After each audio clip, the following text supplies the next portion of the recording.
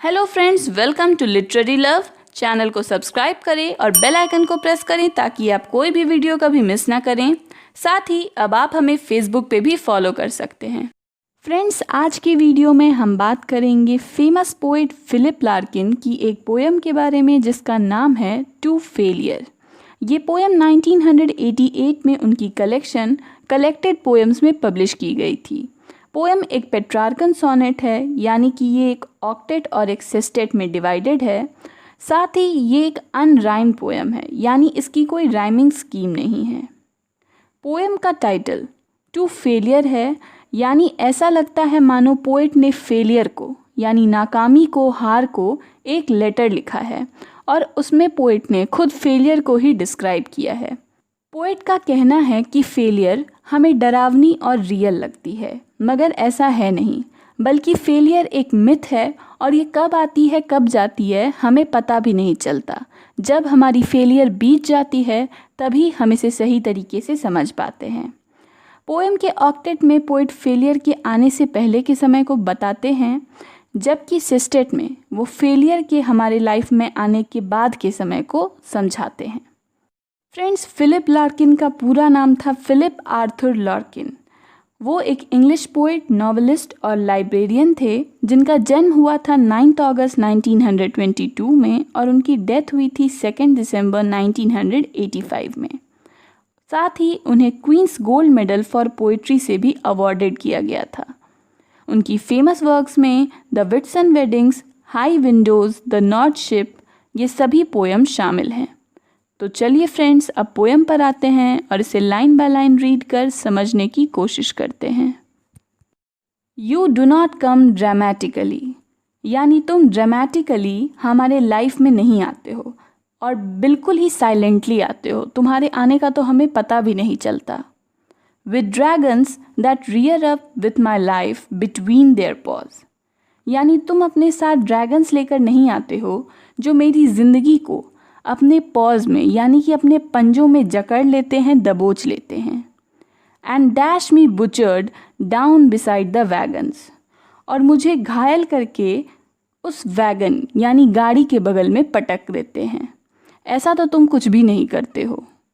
The horses panicking, और उस गाड़ी में जो घोड़े बंधे हुए थे वो डर जाते हैं। यानी अगर मैं कोई यात्रा कर रहा हूँ, किसी जर्नी पर जा रहा हूँ, तो तुम किसी ड्रैगन के साथ आकर मुझे पकड़ के वहाँ फेंक नहीं देते हो। ऐसी कोई ड्रामेटिक एंट्री नहीं होती है तुम्हारी मेरी लाइफ में। Nor as a clause clearly set out to warn what can be lost, और ना ही तुम्हारी कोई चेतावनी आती है। तुम्हारे बारे में मुझे कोई वार्निंग नहीं मिलती कि तुम आ रहे हो मेरे जीवन में। What out of pocket charges must be borne, expenses met, यानी तुम्हारे आने पर मुझे क्या खर्चे करने पड़ेंगे, क्या मेरी पॉकेट से पैसे खर्चे होंगे और किन किन चीज़ों पर मुझे पैसे खर्च करने पड़ेंगे, इसके बारे में भी मुझे पहले से कुछ पता नहीं होता है। तुम्हारे आने का इस तरह का कोई भी वार्निंग मुझे मिलता नहीं है कि कोई पैसे खर्च होंगे या तुम आ रहे हो, ऐसा कुछ भी मुझे पता नहीं चलता। Nor as a draughty ghost that seen some mornings running down a lane. Friends, dotty का मतलब होता है हवादार, बिल्कुल हवा के जैसा। तो पोएट कहते हैं कि ना ही तुम किसी घोस्ट यानी किसी भूत की तरह आते हो जो अचानक कभी किसी सुबह एक घास के मैदान में घूमता हुआ दिखता है। ऐसी कोई डरावनी या मिथिकल एंट्री नहीं होती है तुम्हारी मेरी लाइफ में। यानी किसी की लाइफ में जब तुम आते हो तो बहुत ही साइलेंटली आते हो। अपने साथ तुम ड्रैगन्स या घोस्ट या वार्निंग लेकर के नहीं आते हो। लोगों की ज़िंदगी में जब फेलियर आती है तो बहुत साइलेंटली आती है और उन्हें सही से पता भी नहीं चल पाता है। फ्रेंड्स, यहाँ भले ही फेलियर को पर्सनलाइज किया गया है और उसे एक क्रिएचर की तरह दिखाया गया है कि वो भी कोई लिविंग थिंग है, मगर यहाँ पर पोएट हमें ये समझाने की कोशिश कर रहे हैं कि फेलियर यानी नाकामी असल में कैसी होती है। वो हमारी ज़िंदगी में बिल्कुल साइलेंटली आती है और उसके आने का हमें सही से पता भी नहीं चलता। अब सेस्टेट में आते हैं, जहाँ पोएट फेलियर के आने के बाद के सिम्टम्स को बता रहा है।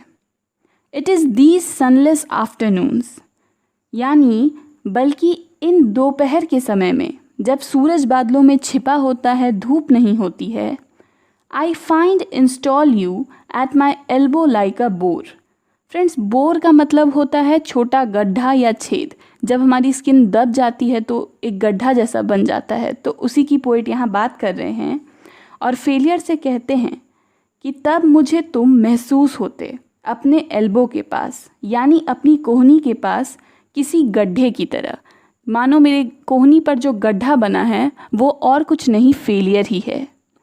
The chestnut trees are caked with silence. और जो चेस्टनट के पेड़ हैं वो बिल्कुल साइलेंट हैं। ऐसा इसलिए क्योंकि हवा नहीं बह रही है, इसलिए जो पत्ते हैं वो बिल्कुल हिल नहीं रहे हैं और बहुत ही ज़्यादा शांति छाई हुई है। I am aware the days pass quicker than before. और मैं इस बात को नोटिस कर रहा हूँ कि अब ये दिन पहले के मुकाबले ज़्यादा जल्दी बीत रहे हैं। पहले दिन बड़े धीमे बीतते थे, मुझे दिनों के बीतने का एहसास होता था, मगर अब बहुत ही जल्दी जल्दी बीत रहे हैं। मेरा तो इन पर ध्यान भी नहीं जाता है। Smell staler too. और जो इनकी खुशबू है, जो इनकी स्मेल है, वो भी बड़ी बासी पुरानी सी लगती है। ऐसा लगता है मानो ये दिन बहुत समय से हमारे पास हैं। And once they fall behind they look like रूइन।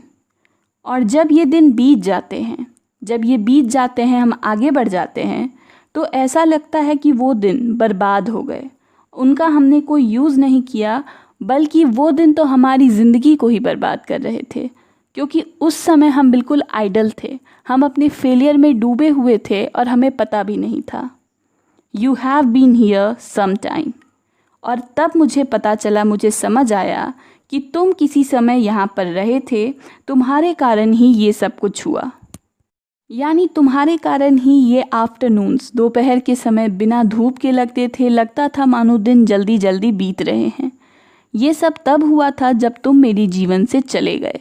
तुम्हारे आने का तो मुझे पता भी नहीं चला, क्योंकि पहले ही पोएट ने बताया है कि फेलियर जो है वो बहुत ही साइलेंटली आती है और उसके आने का हमें पता तक नहीं चलता। फ्रेंड्स, यहाँ पर ये पोएम ख़त्म होती है। पोएम में एक ही थीम को पोएट ने एक्सप्लेन किया है कि फेलियर को हम जैसा समझते हैं, जितनी बड़ी बात हमें ये लगती है, ये इतनी बड़ी बात है नहीं। इसके आने का ना हमें पता चलता है, और जब ये हमारे जीवन से बीत जाती है, हम तभी इसे सही तरीके से समझ पाते हैं। इसलिए हमें अपने फेलियर पर ज़्यादा ध्यान नहीं देना चाहिए, बल्कि इसे एक मिथ, एक झूठ समझना चाहिए और ज़िंदगी में आगे बढ़ते जाना चाहिए।